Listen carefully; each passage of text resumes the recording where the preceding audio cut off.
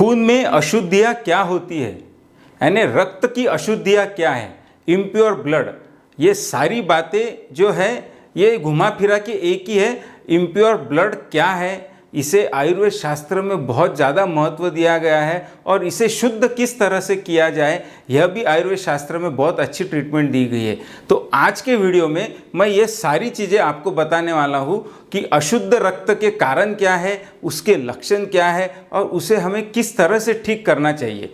नमस्कार, मैं डॉक्टर आशीष Chandak Ayurveda YouTube channel पे आपका स्वागत करता हूं। अगर आपने अभी तक हमारे चैनल को सब्सक्राइब नहीं किया है तो प्लीज़ अभी इसी वक्त सब्सक्राइब कीजिए। तो आज के टॉपिक में हम देखेंगे कि जो खून है वो अशुद्ध क्यों होता है, उसके कारण क्या होते हैं। तो खून का अशुद्ध होने का जो कारण है वह तो हम सब देखेंगे, लेकिन आयुर्वेद में खून को एक जीवन बताया है। तो आयुर्वेद में खून को जीवन क्यों बताया है, तो जीवन का मतलब जो भी ऑर्गन हमारे शरीर के हैं उनके लिए बहुत ज़रूरी है रक्त, यानी खून बहुत ज़्यादा ज़रूरी है, तो वो उनको जीवन देता है। इसलिए खून को आयुर्वेद में जीवन बताया गया है। और उसमें एक जो खास बात है, जो शरीर में 7 धातु है उसमें से एक मुख्य धातु रक्त है। जैसे रस, रक्त, मांस, मेद, अस्थि, मज्जा और शुक्र, ये 7 धातु शरीर में बताए गए हैं। इसमें का दूसरे स्थान पे जो आता है वो है रक्त धातु। अगर यह अशुद्ध होता है तो इसके आगे के सारे धातुओं को यह अशुद्ध करते जाता है और इस तरह से शरीर को बहुत ज़्यादा हानि होती है। तो इसके महत्व के जो कारण हैं जिसके कारण खून अशुद्ध होता है वह है आज के दौर का खान पान, अर्धपक्व अन्न का अधिक सेवन, पिज़्ज़ा, बर्गर ये चीज़ें खाना, उसी तरह अति प्रमाण में मद्यपान करना और उसी तरह से आपका रात में जागरण ज़्यादा होना और सुबह लेट उठना, यह सारे जो कारण हैं यह रक्त को अशुद्ध बनाने में बहुत सहायक है। उसी तरह से अगर आप बहुत ज़्यादा प्रमाण में रेड मीट खाते हो तो वो भी एक कारण होता है रक्त को अशुद्ध करने के लिए। उसी तरह से अगर आप दही, पापड़, अचार, इमली, बेसन, ब्रेड, साबूदाना और इडली, डोसे जैसे बहुत ज़्यादा प्रमाण में ये चीज़ें खाते हो तो भी रक्त को अशुद्ध ये करने में बहुत सहायक है। मेरा कहना ये है कि ये चीज़ें अति प्रमाण में, दही तो बहुत अच्छा है ये सबको पता है, लेकिन दही भी आप अगर खट्टा बहुत ज़्यादा प्रमाण में खाते हो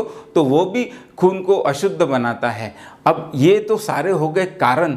अब इसके जो लक्षण हैं वह लक्षण क्या दिखाई देते हैं जब आपके शरीर में रक्त की अशुद्धता दिखाई देती है, तो इसके लक्षण भी बहुत महत्व के हैं। तो सबसे पहले तो मुझे एक दिखाई देता है कि जो स्किन के प्रॉब्लम आते हैं वह मेन रक्त की अशुद्धता से आते हैं। जैसे बहुत ज़्यादा पिंपल्स का आना या फिर शरीर में खुजली होना, इस तरह के जो लक्षण होते हैं यह आयुर्वेद के हिसाब से आपके रक्त धातु की दुष्टि के कारण यह दिखाई देते हैं। उसी तरह महिलाओं में जब ब्लीडिंग ज़्यादा होता है माहवारी में, वह भी एक अशुद्ध रक्त का कारण है। उसी तरह पाइल्स में भी जो रक्त का जो अधिक प्रमाण में रक्त जाते हुए दिखाई देता है वह भी एक कारण अशुद्ध रक्त का ही है। उसी तरह किसी को मुंह में से भी खून आता है, दांतों गम्स में से भी खून आता है, वह भी अशुद्ध रक्त की एक निशानी है।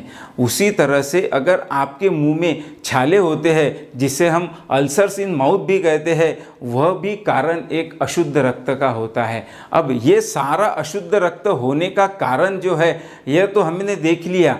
इसके साथ साथ अगर आपके खाने में बहुत ज़्यादा तीक्ष्ण उष्ण पदार्थ है, जैसे बहुत ज़्यादा तेज ये चीज़ें जो है यह अगर आपके खाने में होंगी तो आपको हेडेक की शिकायत भी दिखेगी, वो भी अशुद्ध रक्त के कारण ही बहुत सी बार दिखाई देता है।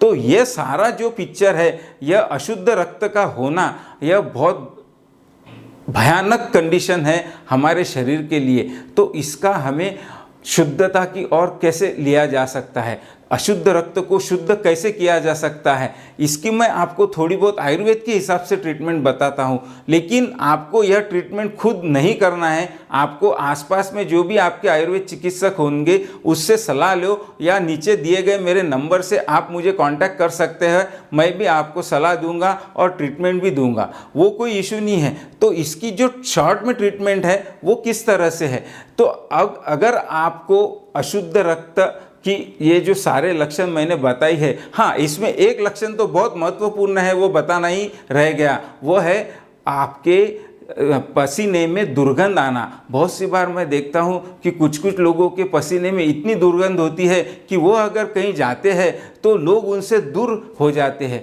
तो यह जो पसीने की दुर्गंध है, यह भी एक बहुत महत्वपूर्ण लक्षण है कि आपका रक्त यह अशुद्ध है।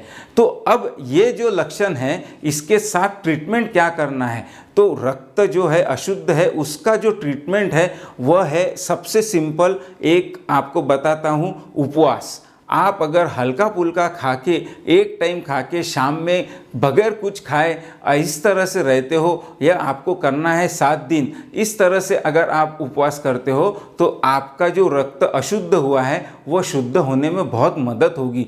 उसी तरह से आयुर्वेद शास्त्र में पंचकर्म चिकित्सा बताई है, पंचकर्म में जो विरेचन चिकित्सा बताई है वो लेने से भी अशुद्ध रक्त को शुद्ध करने में बहुत ज़्यादा फायदा होता है। अब विरेचन चिकित्सा करने के पहले एक पूर्व कर्म भी है, जैसे स्नेहन और स्वेदन। तो स्नेहन यानी पूरे बॉडी की मसाज, और उसके बाद में स्वेदन बोले तो उसको औषधि युक्त काढ़ों से स्टीम देना, और उसके बाद में दवाई से विरेचन देना। तो यह आप खुद ना करें, आप किसी भी आयुर्वेद चिकित्सक की सलाह में ये चीज़ कर सकते हो। उसी तरह हम आयुर्वेद चिकित्सक एक बहुत ही बढ़िया ट्रीटमेंट करते हैं जहाँ पे रक्त की अशुद्धता दिखती है, वो है रक्त मोक्षण।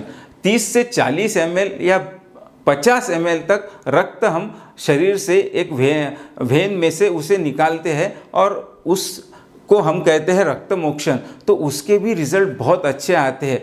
कुछ पेशेंट में जिसमें सर दर्द का बहुत ज़्यादा प्रॉब्लम होता है, उनमें अगर हमने रक्त मोक्षण किया तो उसमें बहुत ही सुंदर रिजल्ट दिखाई देते हैं।